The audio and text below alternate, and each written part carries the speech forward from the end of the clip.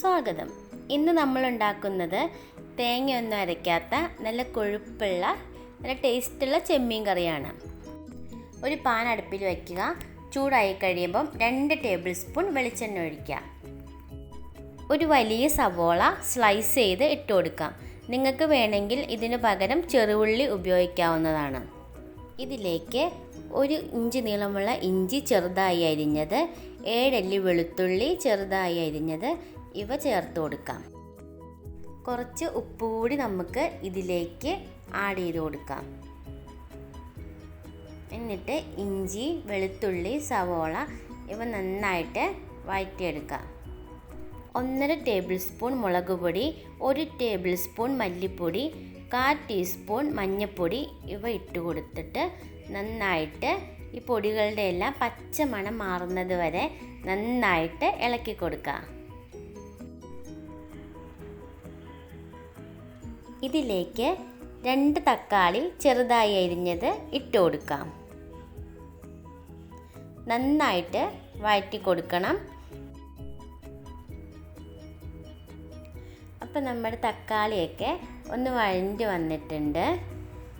ഇനി നമ്മൾ ഈ തയ്യാറാക്കി വെച്ചിരിക്കുന്ന മസാല ഫ്ലെയിം ഓഫ് ചെയ്തിട്ട് ഒന്ന് തണുക്കാൻ വെച്ചതിന് ശേഷം മിക്സിയിലിട്ട് നന്നായിട്ട് നമുക്ക് പേസ്റ്റ് പരുവത്തിനൊന്ന് അരച്ചെടുക്കാം. ഇനി കറി തയ്യാറാക്കാൻ ഒരു മൺചട്ടി വെച്ച് കൊടുക്കാം. മീൻകറി എപ്പോഴും മൺചട്ടിയിൽ വയ്ക്കുന്നതാണ് നല്ലത്. അതിലേക്ക് 1 ടേബിൾ സ്പൂൺ വെളിച്ചെണ്ണ ഒഴിച്ചതിന് ശേഷം നമുക്കൊരു 8-9 മണി ഉലുവ ഇട്ട് കൊടുക്കാം. ഉലുവ പൊട്ടിക്കഴിയുമ്പോൾ നമ്മൾ ആദ്യമേ അരച്ചു വച്ച നമ്മുടെ മസാല ഇതിലേക്ക് ആഡ് ചെയ്ത് കൊടുക്കാം.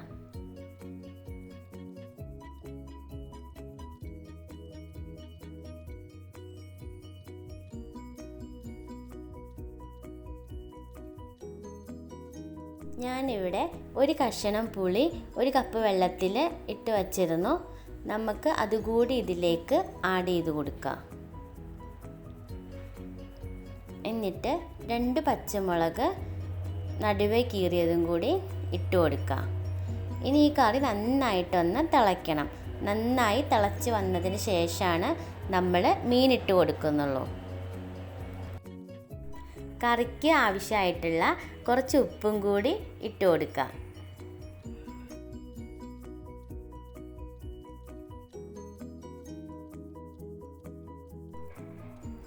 നമ്മുടെ കറി അങ്ങനെ നന്നായിട്ട് തിളച്ച് വന്നിട്ടുണ്ട്.